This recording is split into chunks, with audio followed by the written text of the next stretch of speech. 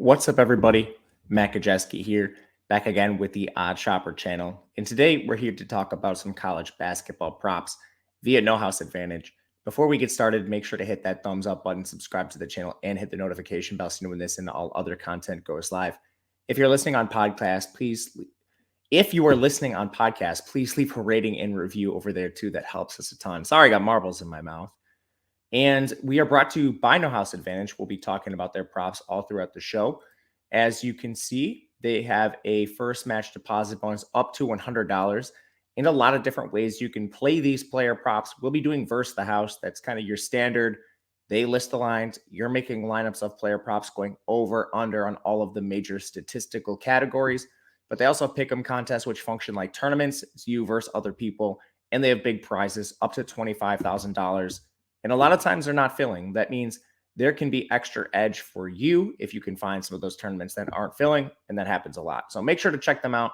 We're going to do that right now with the versus the house feature. So I'll bring you behind the glass.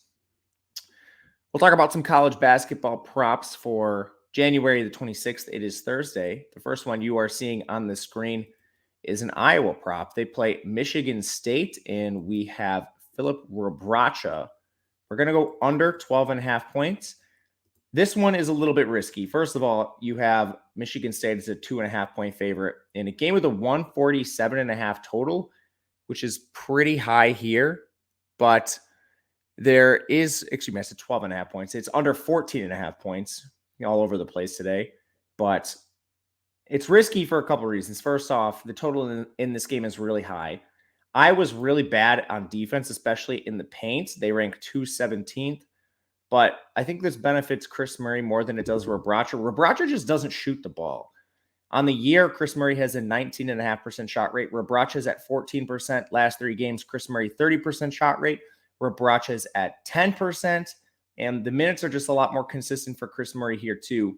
He's played 35, 28, and 45 in OT game in there. And Rebraca has been at 32, 24, and 32, so he's clearly a cut behind. You also have the potential return of Pat McCaffrey sometime soon. He's missed a couple games here in a row, but he's back practicing with the team, trying to get his conditioning up. That just adds another body to the logjam we have at the forward position for Iowa. Connor McCaffrey will play down there a little bit here too, but he's only 6'6". Pat McCaffrey is 6'9", so he definitely gives you a little more versatility in the paint.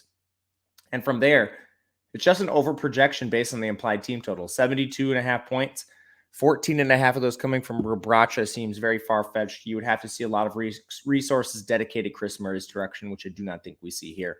So we'll go under 14.5 points. And from here, we're going to talk a couple USC props with Drew Peterson. The first one's going to be under 13.5 points for Peterson, similar to the Iowa props. A lot of this comes down to just the USC's implied team total.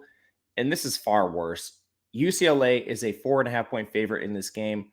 That means USC is the underdog, is implied for just 63.5 points. The total in the game is only 131. So it's a very low overall total, projected to be a slow paced defensive game. USC is 4th in defensive efficiency, and USC is 50th. So this is very good defenses, both sides of the court here. And with Peterson, he's the usage leader, leads the team in minutes pretty clearly here. But this comes down to just implied team total versus shot rate and minute projection. Peterson has a 19% shot rate in the year. It's at 18.5% in the last 3 games. So nothing really changing drastically. He plays nearly every single minute. But when you adjust for the implied team total of this USC team, there's just no way he gets to 13.5 points regularly. So in our projections, he actually comes in at 12 points. Now, he's a scary fade because he's definitely the usage leader of this team, but just mathematically, it doesn't make a lot of sense for a USC team that's not projected to score a lot of points here. And then last one, we're actually not allowed to pair these together because they're 2 Drew Peterson props. The next one's over. Mathematically, this one doesn't make a lot of sense either, just based on what he's put on the court. He actually averages 6.5 rebounds per game. And he has an 18% rebound rate on the year. That's actually the highest on the team for USC, which is pretty crazy.